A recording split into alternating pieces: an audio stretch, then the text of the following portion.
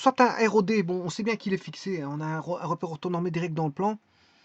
On a deux vecteurs, donc U3, 2, 3, moins 5, V2, 1, 1. On demande de rechercher le vecteur W, tel que W soit parallèle donc au vecteur U et V.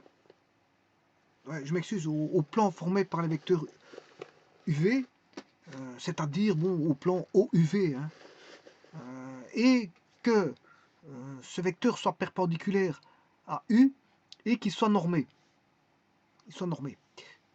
Voilà. Alors je vous rappelle que donc on recherche un vecteur W qui est parallèle au plan formé par OUV. Il doit être perpendiculaire au vecteur U et il doit être normé. Alors je vous rappelle que normé, ça veut dire que la norme de ce vecteur vaut tout simplement 1. Alors pour ça, je vais débuter. Je vais mettre sur GeoGebra les coordonnées du point 2, 3, moins 5, que je vais appeler le point A. A vaut 2, 3, moins 5. Le point B, c'est 2, 1, 1. Point B égale 2,1,1. Je forme les deux vecteurs. Bon, il y en a un qu'on ne voit pas. Les deux points sont là. On voit bien le point AB.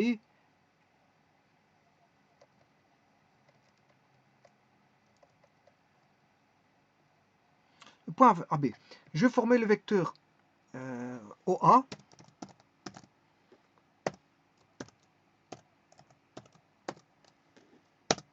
Et je vais fermer le vecteur OB.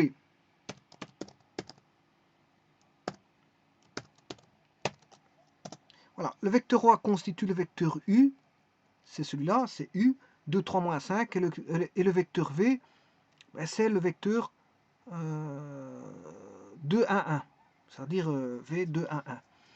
Et maintenant, je vais aller vers la recherche, c'est-à-dire de rechercher W tel que W soit parallèle au plan OUV. Alors, pour ça, je vais travailler dans un plan directeur, et puis après, bon, je pourrais déplacer mon vecteur, le rendre libre comme bon me semble. Mais d'abord, avant tout, je veux le fixer dans un plan OUV. Je vais travailler dans un plan OUV. Donc on a bien nos deux vecteurs, les voilà. Alors pour ça, je vais faire le produit vectoriel de U par V.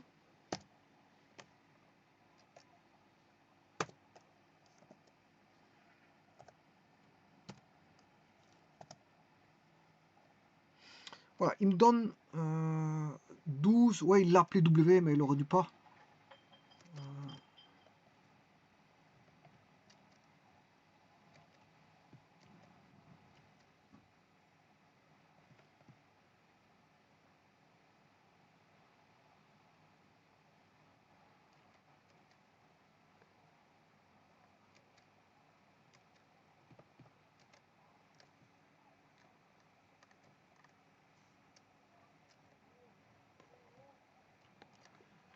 Je vais l'appeler Z.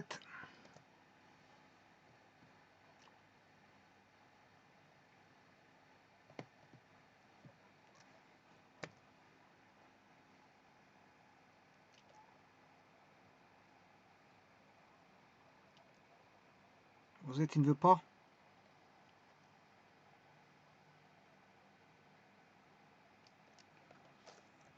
Qu'est-ce qu'il veut? Alors, Y.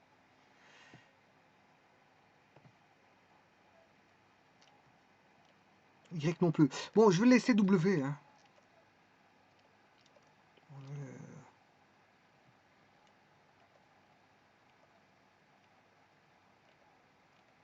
Voilà, je vais le laisser W parce que bon, il ne veut pas changer. De toute façon, ça ne me dérange pas. Mais ça veut dire que, bon, ce ne sera pas mon W de l'énoncer. Hein. Bon, ce ne sera pas mon W ici. Parce que ici, je viens de faire U fois V. Je viens juste de faire U fois W. Qui me donne un vecteur Z, si vous voulez. J'aurai un vecteur Z. Bon, sur GeoGebra, il l'a appelé W. Bon, je m'en excuse, mais bon, il ne veut pas prendre W. Z, c'est le produit vectoriel de U par V. Alors pourquoi avoir le produit vectoriel? Comme ça, j'ai les composants de vecteur normal au plan, tout simplement. Hein. Donc j'ai 8 moins 12 moins 4, donc je peux prendre je peux avoir le plan directeur qui passe par UV, qui est 8x moins 12y moins 4z égale 0. Voilà. Et ça, c'est le plan qui passe par le vecteur UV. Bon, ce qui ne m'intéresse pas, c'est le produit vectoriel, hein, je m'en fous de le voir. C'était juste pour avoir l'équation du plan. Voilà, on a l'équation du plan. Et comme ça, on voit bien les vecteurs qui appartiennent au plan formé, qui est pi. Ici, il appelé A. Alors maintenant, vous aurez compris que le vecteur que je recherche, ben, il doit être parallèle au plan formé. Mais dans un premier temps, je le rends parallèle confondu, et puis je ferai parallèle distinct. Mais il ne faut pas que j'oublie. À la fin, il ne faut pas que j'oublie de le rendre parallèle distinct. Bon, parallèle confondu, ça veut dire que le plan a une équation 8x moins 12y. Le plan dans lequel se trouvent les vecteurs W, ben, il est parallèle au plan OUV.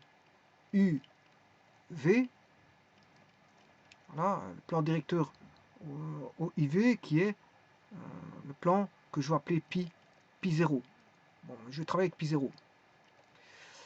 Alors, ça veut dire que si je prends le vecteur W, A, une composante alpha I plus bêta J plus gamma K, c'est aussi une différence de coordonnées qui est x2 moins x1 i plus y2 moins y1 j plus z2 moins z1 k. Et donc, qu'est-ce que c'est que c'est x2, en fait, x1, x2, x3, x1, y1, z1 sont les coordonnées d'un point C que je vais appeler, enfin, les coordonnées d'un point que j'appelle C, x1, y1, z1, et x2, y2, z2, la coordonnée d'un point que j'appelle d de coordonnées x2, y2, z2. Alors, la particularité de tout ça, c'est que C et D appartiennent tous les deux au plan.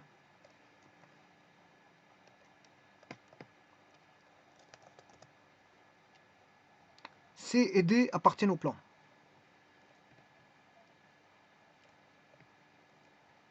Donc au plan pi 0. Hein. Donc je peux dire que C, D appartiennent tous les deux au plan pi 0. Ça veut dire que je peux écrire une équation du plan qui est... je sais pas ce que j'ai mis le plan. Le plan c'est 8x moins 12y moins 4z.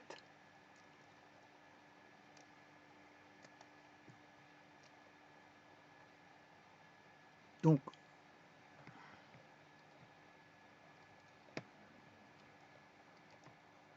le plan, il peut être parallèle, hein, donc c'est 8x moins 12y moins 4z plus q. Voilà, ça c'est le plan pi et non plus pi 0 parce que c'est le plan qui ne passe pas par l'origine, ça. Avec q différent de 0. C'est q différent de 0. Voilà, avec q différent de 0, c'est le plan qui n'est pas directeur. C'est tous les plans parallèles au plan directeur.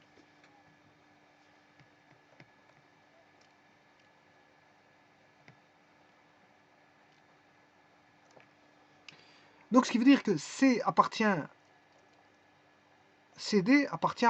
pi 0, mais ils appartiennent aussi à pi. Hein.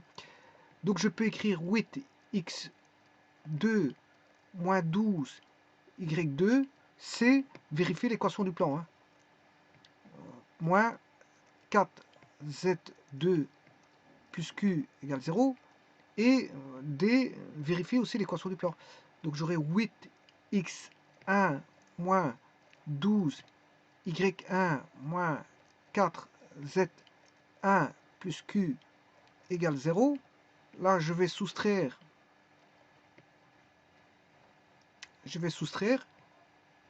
Donc, je vais avoir, pour avoir une seule équation, x2 moins x1. Et là, on retrouve les composantes. Hein. Moins 12 y2 moins y1 moins 4z2 moins z1 égale 0. J'ai eu difficile à écrire, bon, j'arrive enfin. Je m'excuse, de toute façon, je vais le réécrire. Voilà, je vais reprendre ceci pour le retraiter dans une page. Ici.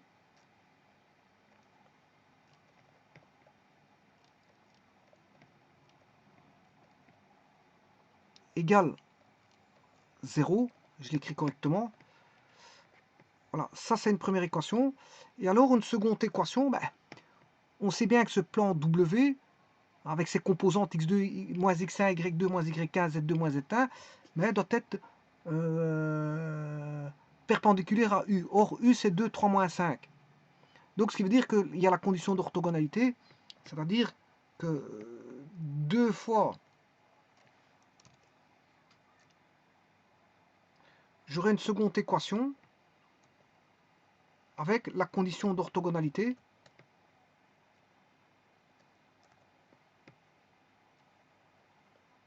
Le produit scalaire égal à 0.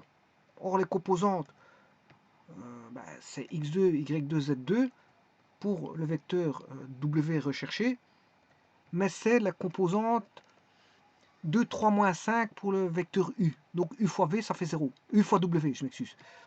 U fois W fait 0. Donc je suis en train d'écrire que, bon, pour autant qu'ils me le prennent, voilà. U, produit scalaire V, enfin W fois U, ou W fois U, ou U fois W, c'est le même, égale 0. Or, les composantes de U sont 2, 3, moins 5. 2, 3, moins 5. Et ça doit valoir 0.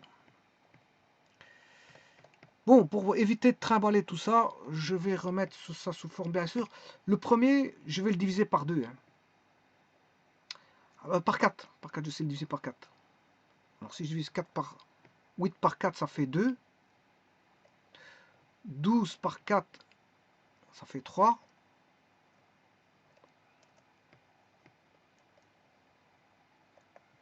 Et 4 par 4, ça fait 1.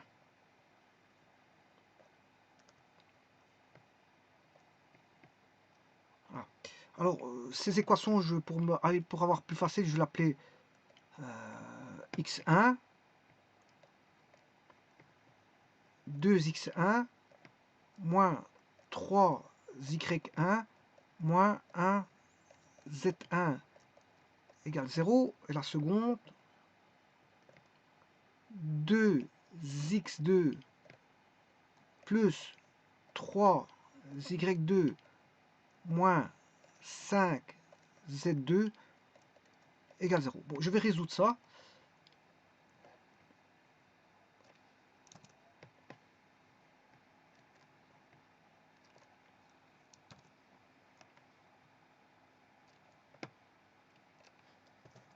Alors, pour ça, je vais fixer, j'ai deux équations à trois inconnus. Je vais fixer z1 égale 1. C'est ma première solution. C'est une solution particulière. Voilà, z1 égale 1. Voilà, c'est ma première solution. Alors, si je fixe z1 égale 1, j'aurai l'équation suivante.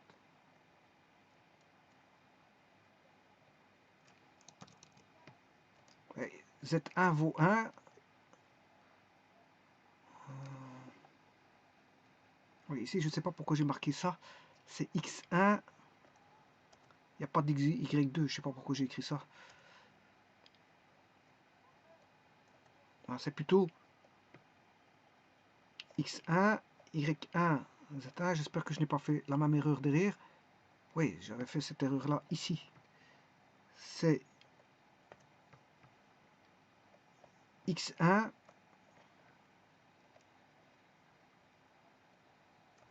y1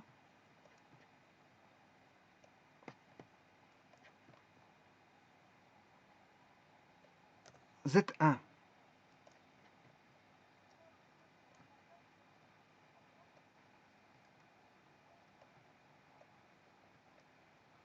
Si il faut que je corrige,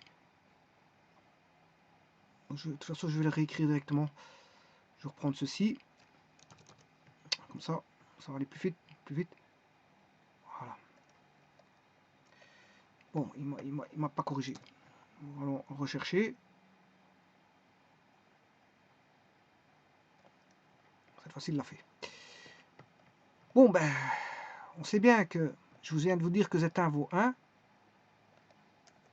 Moins 1 fois 1, ça fait 1. Moins 5 fois 1, ça fait moins 5.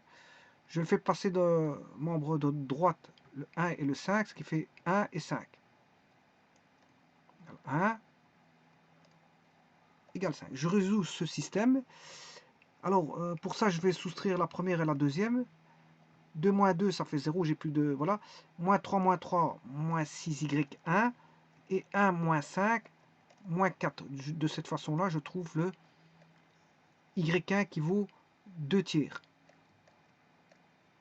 Voilà ma seconde solution. Et je vais chercher la troisième. Si y1 vaut 2 tiers, je remplace là-dedans 2 tiers. 2 tiers fois 3, ce qui fait 2. Le 2, donc on a moins 2, parce qu'il y a un moins. Hein. Là, il y a moins, c'est moins 2. Moins 3 fois 2 tiers, c'est moins 2.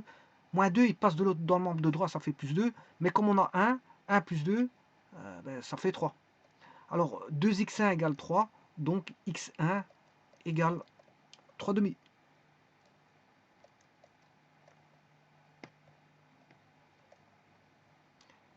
Voilà. Alors, la première des choses que je vais faire, ben, je vais mettre ce vecteur-là. Il n'est pas encore normé, hein, je vais le normer à la fin. Ben, déjà, je vais vérifier s'il est déjà dans le plan. Donc, je vais créer le vecteur. Attention que c'est des composantes. Hein. Z1, X1, Y1, Z1, ce sont des composantes. Hein. Voilà. Donc ici, dans un premier temps, je vais le lier à l'origine. Voilà, c'est des composantes.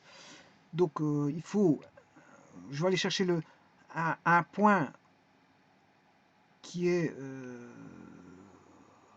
C, enfin D qui est 1, 2 tiers, 3 demi. Enfin plutôt 3 demi, 2 tiers, 1. 3 demi, 2 tiers, 1. C'est le point D. Parce que le point C, c'est 0, 0, 0. Oula. Là, il m'a bloqué. Ah, voilà.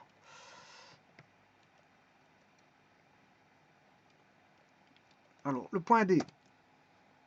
Le point C, je vais mettre 0, 0, 0.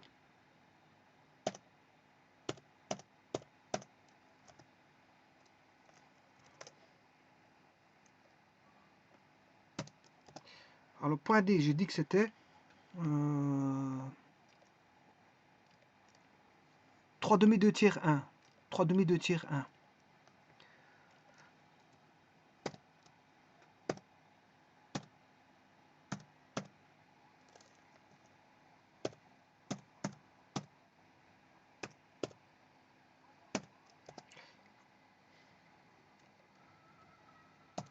Voilà, je crée le vecteur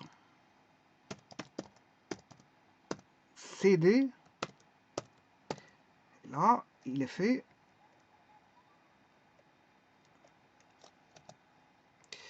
Alors, voyons voir si il appartient au plan, le CD, où est-ce qu'il est.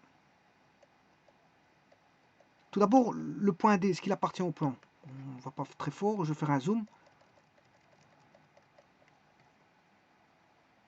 Oui, le D appartient bien au plan. Hein. D appartient bien au plan. Alors, le vecteur CD appartient aussi au plan. Hein. CD appartient au plan. Alors maintenant, je vais regarder si le produit scalaire de ce vecteur W, il n'est pas encore normé, je vais le normer. Hein. C'est pas encore fait ça. Je dois encore faire cette étape-là. Mais voyons voir tout d'abord si, tout d'abord, il est bien dans le plan. Après, je vais le mettre parallèle au plan. Ici, les parallèles confondus, mais après, vous allez voir que je vais l'extraire et ça va être toujours la même chose. Ben, maintenant, il faut que je vérifie que si je multiplie par U, le W que je viens de trouver, ben, ça fasse 0, parce qu'il est perpendiculaire. Donc, U, je vais faire U fois le vecteur B, qui est W, hein. U fois B, et voilà, ça fait 0. Donc, ça veut dire qu'il est perpendiculaire au vecteur U. Bon, où est ce vecteur U? Je ne sais pas ce qu'il est. Bon, on va essayer de voir. Ouais, c'est OA. Voilà, c'est ça, il est perpendiculaire. Donc, ouais, c'est ça. Il est perpendiculaire. Hein. Donc, je vais créer la droite.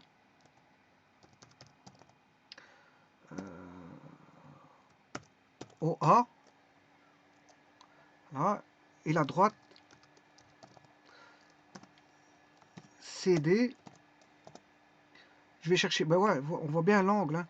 L'angle entre les deux droites, ben ça fait entre F et G, ça fait bien 90 degrés. Bon, donc c'est juste. Donc on a bien 90 degrés entre le vecteur W recherché et le vecteur U. Et en plus ici, les parallèles confondus. Bon. Maintenant, je vais juste rendre ce vecteur normal. C'est-à-dire que je vais diviser par la norme. Hein. Donc, ici, ce que je vais faire, je prends donc le vecteur. Ça vaut, c'est 3 demi 2 tiers 1. Donc 3 demi. 3 demi 2 tiers 1. Il faut que je me rappelle de ça. 3 demi 2 tiers 1. Ou ce que je peux faire, c'est directement, ouais, prendre le vecteur que j'ai déjà en possession et diviser par la norme. 3 demi 2 tiers 1. Donc, j'ai un vecteur en possession qui est ceci, hein, c'est le vecteur B. Alors, le B, je vais le diviser par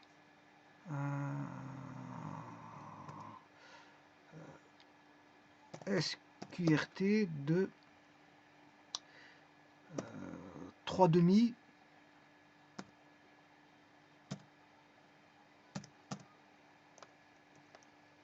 au carré plus 2 tiers au carré plus 1. Bon, là, on voit plus rien. Bon, il faut que je redescende ici. Bon, déjà, il était ici 2 tiers. Je vais mettre 2 tiers au carré. Voilà. Plus 1 au carré, ben ça fait 1. J'ai pas besoin de l'indiquer. Bon, et alors, il faut que j'aille enlever ce fameux plus 1. Ouais, mais la racine carrée, elle doit tenir sur tout. Hein. Il faut que je recommence tout ça. Il faut que je recommence tout ça. Donc, c'est B divisé par entre parenthèses. Bon, SQRT de 3 demi au carré plus 2 tiers au carré plus le carré de 1, ça fait 1. Voilà. Alors maintenant, je vais bien voir si la norme fait 1. Je vais faire chercher la norme, SQRT donc de D carré. Voilà, ça fait 1. Donc j'ai un vecteur petit d. Je ne sais pas où qu'il est. Ben, il est là-bas, tout petit. Tout petit. Bon, ce qui veut dire que, bon, je vais retirer ce qui ne m'intéresse pas. Les deux droites, j'ai bien vérifié qu'il y avait 90 degrés. Le vecteur B, je n'ai pas besoin parce que j'ai besoin du vecteur normé. Là, il est normé. Donc c'est le vecteur D qui m'intéresse. Bon, et là, je vais le placer ailleurs. Donc il s'appelle petit e. Ouais, c'est petit e. Non, il s'appelle petit d, je m'excuse. C'est petit d. Je prends un point quelconque, regardez. Je prends un point quelconque que je vais appeler. Enfin, il va l'appeler comme il veut. Je le mets n'importe où. Voilà, je l'ai mis là. E, il s'appelle E. Je vais faire le point E plus D. Voilà, plus D. Et bien sûr, il m'a créé le point. Bon, ça c'est quelque chose qu'il fallait pas. Le G, je n'ai pas besoin.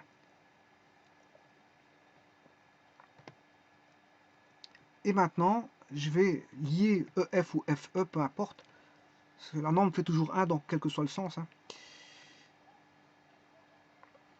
Et maintenant, je vais faire vecteur EF. Bon, c'est un vecteur quelconque. Hein.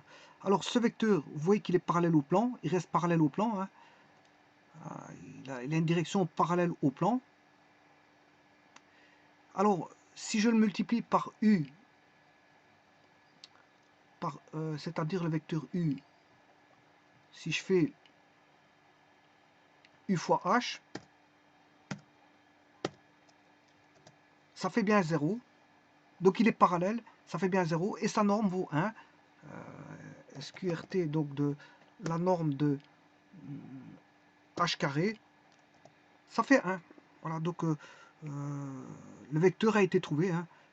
Et je peux en placer tant que j'en veux. Hein. Voilà, je peux en placer tant que j'en veux. Hein. Des vecteurs normés comme ça qui sont parallèles au plan. Regardez, je reprends un autre point pour vous dire. La composante, ce sera toujours celle-là. Hein. Voilà, elle a été définie par le calcul. Hein. Le calcul qui est ici, tout ça, c'est pour définir la norme. Mais je ne l'avais pas encore normée. Quand j'ai cherché l'équation ici, j'ai pas normé. Voilà, j'avais établi ceci, mais il n'était pas normé. Après, je l'ai normé en finalité.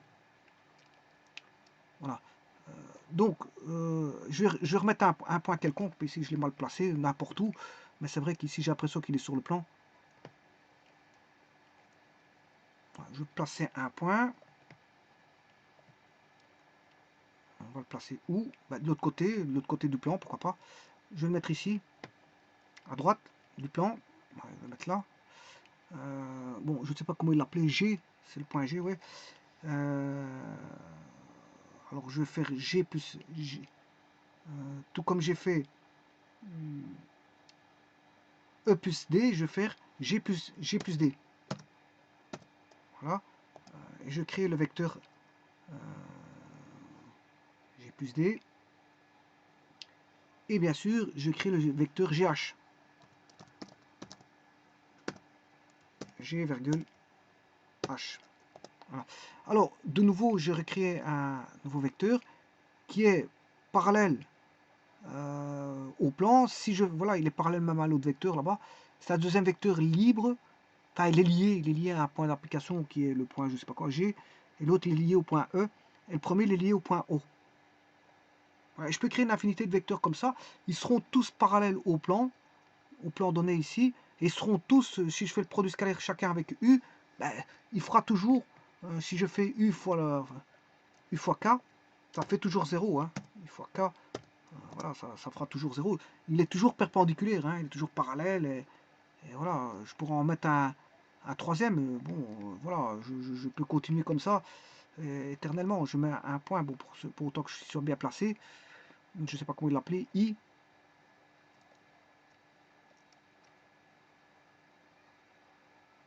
Voilà, il l'a appelé I. Bon, J, j'en ai pas besoin. Alors, je vais lui attacher I plus le vecteur, je ne sais plus comment il s'appelle, I,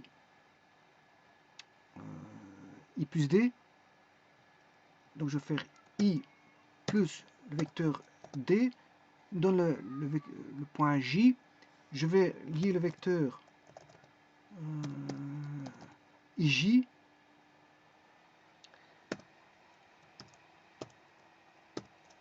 Voilà, et voilà un troisième vecteur. Ce vecteur-là est toujours normé. Il est parallèle toujours au plan donné. Et parallèle au plan donné. Et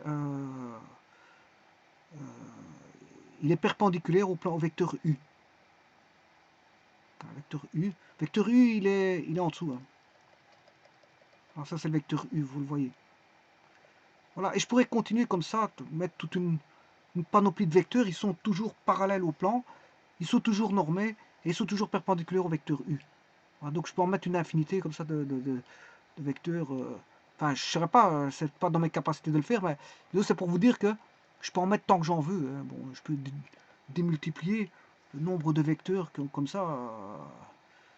Voilà.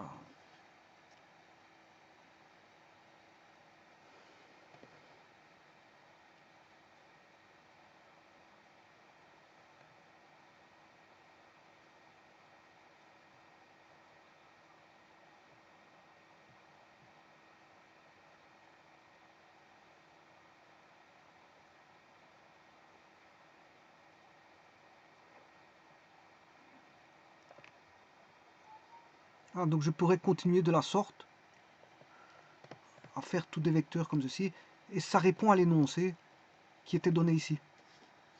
Donc rechercher W tel que... Là j'en ai toute une panoplie. Hein.